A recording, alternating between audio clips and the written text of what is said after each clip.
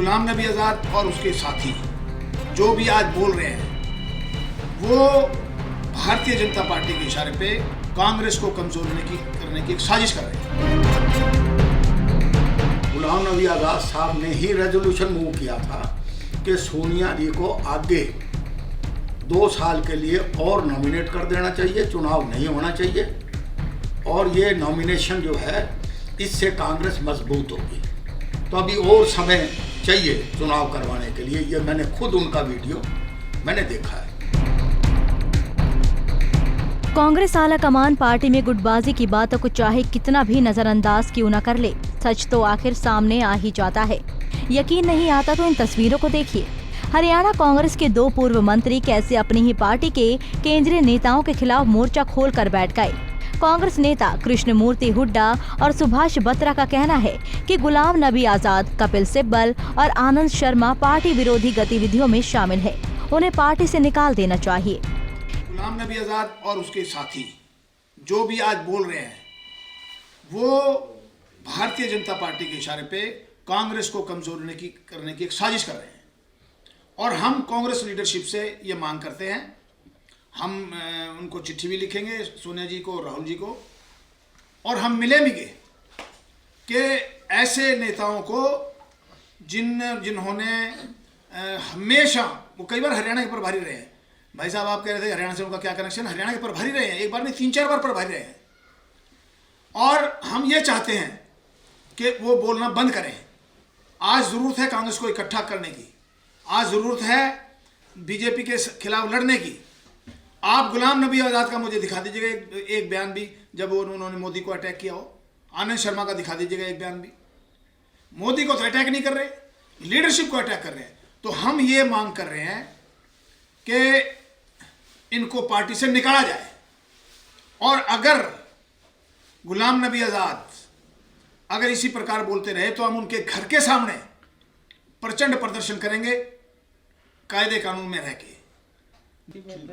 5 star में वो 5 star की बात कर रहे हैं कि 5 स्टार कल्चर छोड़े। मैं जितनी बार उनको मिला हूं 90% मुझे वो 5 स्टार में मिले। भाई साहब मैं बंबई एक शादी अटेंड करने जा रहा था, देखा तो मैं मेरिट में, और एक बार मेरिट में मिले मुझे, एक बार वो हॉलीडे इन में मिले। वो खुद 5 स्टार के आदमी हैं और हमारी लीडरशिप पे 5 स्टार का आरोप लगा रहे हैं। तो साइन आदमी उनके भी साइन थे। अगर भूपेंद्र सिंह हुड्डा इसी प्रकार से आवाज उठाएगा लीडरशिप के खिलाफ तो मैं सबसे पहला आदमी उनके खिलाफ प्रदर्शन करूंगा। इतना ही नहीं, कृष्णमूर्ति हुड्डा और सुभाष बत्रा ने तो यहाँ तक कह दिया कि अगर कोई भी हमारी लीडरशिप के खिलाफ कोई भी आवाज उठाएगा तो हम उसे कतई बर्दाश्त नहीं करेंगे, फिर चाहे ऐसा करने वाले खुद पूर्व सीएम हुड्डा ही क्यों न हो।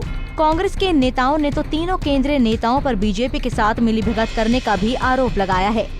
पेपर उठाया और गुलाम नबी आज़ाद जी की जो कांग्रेस लीडरशिप के खिलाफ जो उनकी स्टेटमेंट पढ़ी तो उससे बहुत ही ज़्यादा आहत हुआ।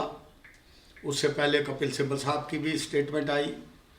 तो मुझे ऐसा लगता है कि there is some conspiracy against the leadership. और सबसे अचरज की और दुख की बात यह है कि जो आदमी 9 बार लगातार ऑल इंडिया का जनरल सेक्रेटरी नॉमिनेट हुआ हो और जिसने मैक्सिमम टर्म राज्यसभा की ली हो, आज भी राज्यसभा का मेंबर हो, और वो आदमी आज इस किस्म की बातें करे। मैं तो पीछे एक वीडियो वायरल देख रहा था जिसमें ऑल इंडिया कांग्रेस के लास्ट अधिवेशन में गुलाम नबी आज़ाद साहब ने ही रेजोल्यूशन मूव किया था कि सोनिया जी को आगे 2 साल के लिए और नॉमिनेट कर देना चाहिए, चुनाव नहीं होना चाहिए, और ये नॉमिनेशन जो है इससे कांग्रेस मजबूत होगी। तो अभी और समय चाहिए चुनाव करवाने के लिए। ये मैंने खुद उनका वीडियो मैंने देखा है। मेरे कहने का भाव ये है कि जब जब जो भी सरकार सत्ता से बाहर जाती है और उस वक़्त जो स्वार्थी तत्व होते हैं, जो पावर हंग्री लोग होते हैं, उनका एक ही निशाना होता है कि किसी न किसी तरीके से कोई ना कोई रास्ता निकाल के पार्टी को डिच करो और सत्ताधारी पार्टी के साथ मिल जाओ। और मैं तो इस मामले में बिल्कुल मेरी तो डिटर्मिन्ड राय ये है कि ये बीजेपी के बेस्ट पे काम करने लग रहे हैं और there is a serious conspiracy against the leadership.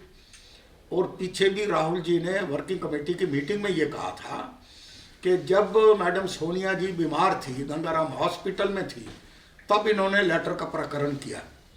और अब वो दोनों, राहुल जी और सोनिया जी, ये दोनों गोवा में गए हुए हैं, क्योंकि सर्दी के मौसम में मैडम सोनिया जी को ठंड ज़्यादा माफक नहीं आती, उनको कुछ प्रॉब्लम्स हैं, जिनकी वजह से इन दोनों को गोवा जाना पड़ा और इन्होंने फिर शुरू कर दिया, घमासान शुरू कर दिया। बता दें कि कांग्रेस में मचा ये घमासान बिहार चुनाव में मिली हार के बाद शुरू हुआ है, जिसके लिए कांग्रेस नेता गुलाम नबी आजाद ने पार्टी हाईकमान को जिम्मेदार ठहराया है। दोनों नेताओं ने चेतावनी देते हुए कहा कि अगर ऐसे नेताओं पर कार्रवाई नहीं हुई तो दिल्ली स्थित इन नेताओं के आवास के बाहर जोरदार प्रदर्शन किया जाएगा। रोहतक से दीपक भारद्वाज, पंजाब केसरी टीवी।